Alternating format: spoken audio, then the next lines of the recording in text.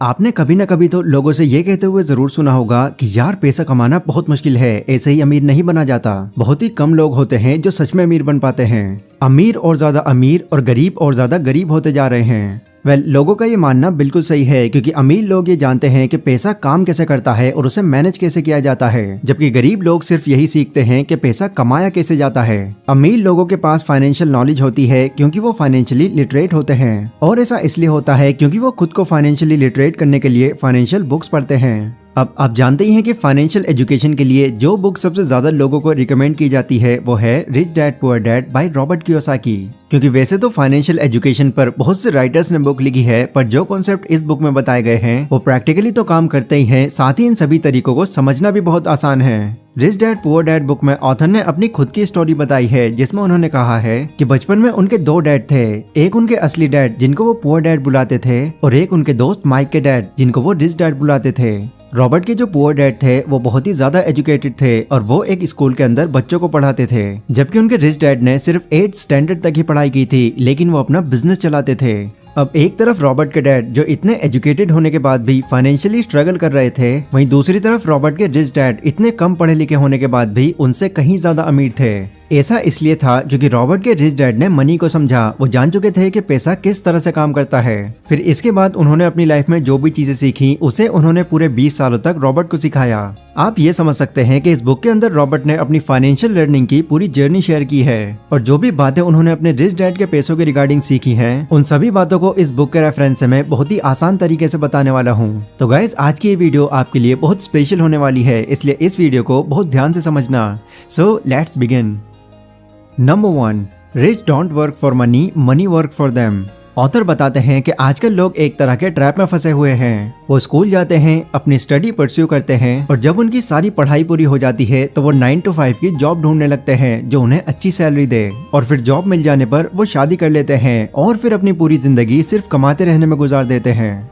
इस ट्रैप को author rat race कहते हैं, और शॉकिंग बात तो ये है कि करीब 80% लोग इसी ट्रैप में फंसे हुए हैं। ऑथर के रिच डैड बताते हैं कि इतने सारे लोग इस रेट रेस में इसलिए फंसे हुए हैं क्योंकि वो अपने अंदर के लालच और डर को कभी समझ ही नहीं पाते। जो लोग गरीब माइंडसेट रखते हैं उन्हें ये लगता है कि अगर हमको बहुत सारे पैसे कमाने हैं या फिर रिच बनना है तो हमको हाई सैलरी वाली जॉब करनी होगी, जबकि जॉब सिर्फ लॉन्ग टर्म प्रॉब्लम का एक शॉर्ट टर्म सोल्यूशन है। क्योंकि जॉब करने से आपकी इनकम तो बढ़ जाती है, पर साथ ही साथ आपके खर्चे भी बढ़ जाते हैं। उनके रिच डैड ये भी कहते हैं कि जिनकी गरीब मेंटालिटी होती है वो पैसों के पीछे बिल्कुल वैसे भागते हैं जैसे गधा एक बंधी हुई गाजर के पीछे भागता है, और जिस तरह गाजर दिखाकर उस गधे का मालिक उससे काम करवाकर अपने पैसे कमाता है, वैसे ही 9 to 5 की जॉब में एक बॉस अपने एम्प्लॉय से काम करवाकर अपना प्रॉफिट बनाता है। और जैसे गाजर के पीछे भागने से गधे को कुछ नहीं मिलता, वैसे ही पैसे के पीछे भागने से ये लोग भी अमीर नहीं बन पाते। इसलिए जो लोग कामयाब होते हैं वो ज्यादा टाइम तक सिर्फ पैसों के लिए काम नहीं करते रहते, बल्कि वो एक ऐसा सिस्टम तैयार करते हैं जिससे उनका पैसा उनके लिए काम करता है और उन्हें पैसे कमा कर देता है। Number 2, it's not how much money you make, it's how much money you keep. कई सेलिब्रिटीज और स्पोर्ट्समैन की नेटवर्थ देखकर हम बहुत ज्यादा इंस्पायर हो जाते हैं और सोचते हैं कि यार एक दिन ऐसा भी आएगा जब हम भी उन्हीं की तरह पैसे कमाएंगे। पर क्या आप ये बात जानते हैं कि बहुत से सेलिब्रिटीज ऐसे भी होते हैं जो बहुत ज्यादा पैसा कमाने के बाद भी अमीर नहीं बन पाते। ऐसा इसलिए होता है क्योंकि उन्हें पैसा कमाना तो आता है, बट अपने इस पैसे को अपने पास कैसे रखते हैं या फिर यूं कहें कि उसे मैनेज कैसे करते हैं वो ये नहीं जानते। और उन लोगों को ये भी पता नहीं होता कि एसेट्स क्या होते हैं और लायबिलिटीज क्या होती हैं, और इसी कंफ्यूजन की वजह से वो अपने सारे पैसे खो देते हैं।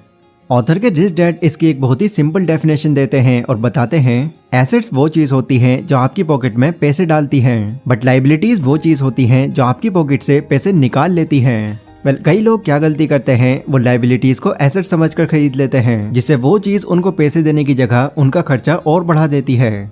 एग्जाम्पल, ऑथर कहते हैं कि कई लोग एक घर को अपना एसेट समझते हैं, जबकि असल में वो एक लायबिलिटी होती है, क्योंकि वो अपने घर में खुद रहते हैं जिससे उनकी कोई कमाई नहीं होती। साथ ही एक घर बनाने के लिए जो लोन वो लेते हैं उन्हें उनकी EMIs लगभग लाइफ टाइम तक भरनी पड़ती है। नाउ इस तरह की कंडीशंस में आकर आप जो भी पैसे कमाते हैं फिर आपके पास वो पैसे बचते ही नहीं। इसलिए अमीर बनने के लिए जो सबसे जरूरी चीज ऑथर बताते हैं वो है एसेट्स और लायबिलिटीज के डिफरेंस को डीपली समझना और जितने हो सके एसेट्स क्रिएट करना। गाइस, थर्ड पॉइंट पर जाने से पहले मैं आपको बताना चाहूंगा कि इस बुक को और आसान तरीके से समराइज कर पाने में मुझे हेल्प मिली है कोको एफएम एप्लीकेशन से।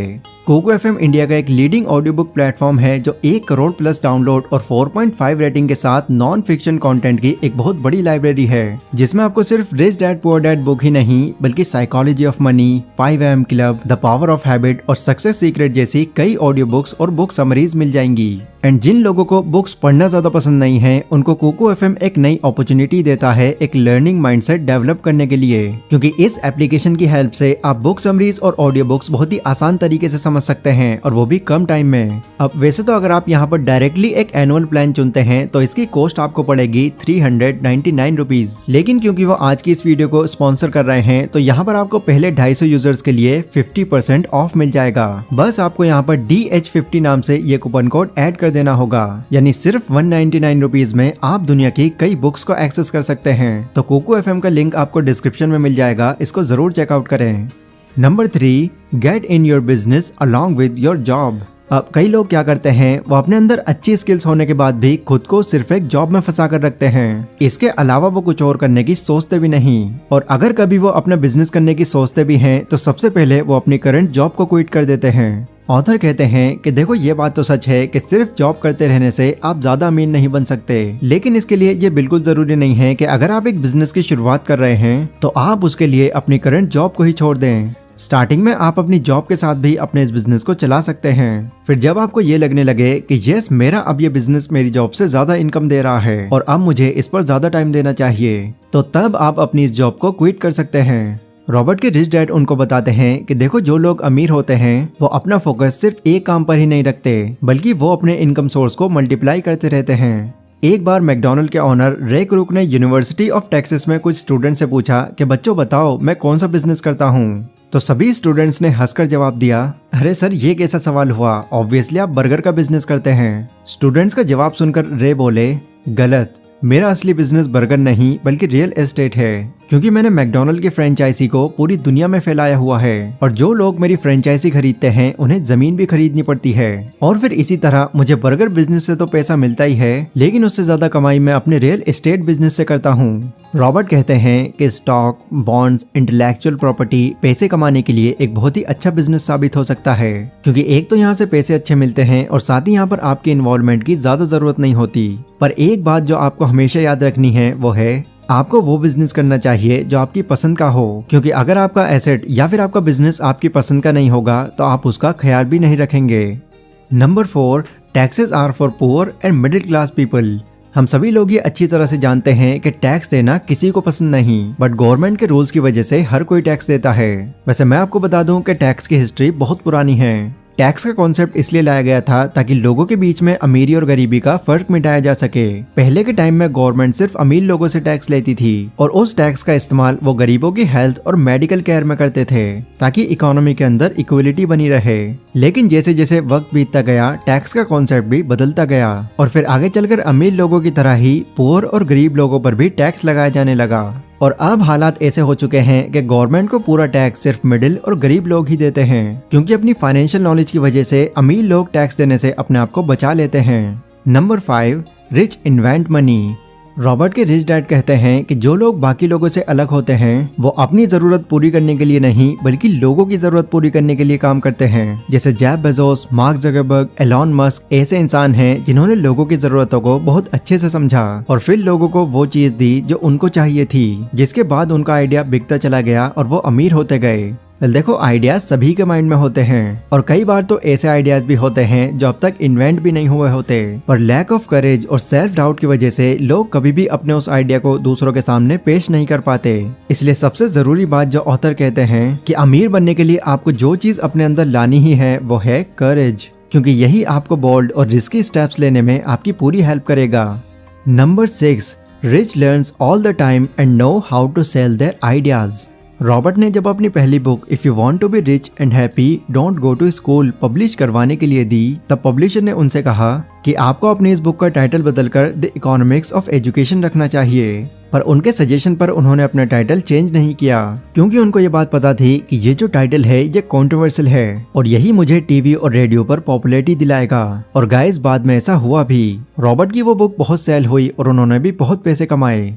इसलिए रॉबर्ट कहते हैं कि देखो, आइडियाज होना ही काफी नहीं है, आपको लोगों को अपने आइडियाज को बेचना भी आना चाहिए। क्योंकि अच्छे आइडियाज और स्किल्स तो बहुत लोगों में होते हैं, पर बहुत ही कम लोग ऐसे होते हैं जिन्हें अपने आइडियाज को दूसरों को बेचना आता है। इसलिए अगर आप भी अमीर बनना चाहते हैं तो सबसे पहले ये सीखिए कि जो भी हुनर आपके अंदर है आप उसकी मार्केटिंग कैसे कर सकते हैं, मतलब कि आप उसे बेच कैसे सकते हैं। अगर आपको अपनी चीज लोगों को बेचनी आ गई तो आप जरूर अमीर बनेंगे।